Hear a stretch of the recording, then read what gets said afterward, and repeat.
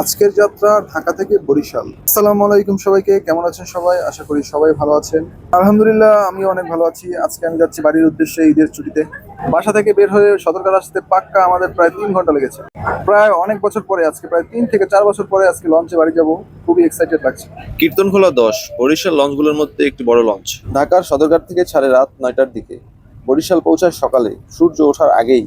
ভিতরে আছে এসি ও non AC cabin, VIP cabin, plus ডেকে বসার চেয়ার আর বিশ্রামের জায়গা। ভাগ্য খারাপ থাকলে আর কি বা করা যাচ্ছে বলেন।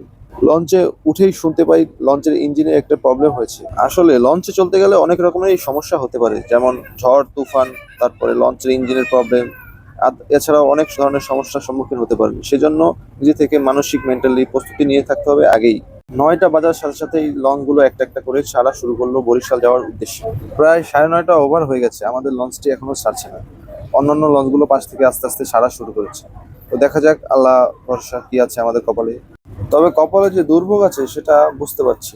এর আগে অনেক ঝড় তুফানের কবলে পড়েছি, কিন্তু এরকম লঞ্চের ইঞ্জিন নষ্ট এইরকম পরিস্থিতি কখনো পড়িনি। শেষ পর্যন্ত কি পরিস্থিতি ফেস করতে হয় সেটা আপনাদের পরের ভিডিওতে জানানোর চেষ্টা করব। এই ভিডিওটি এই পর্যন্ত। আল্লাহ হাফেজ।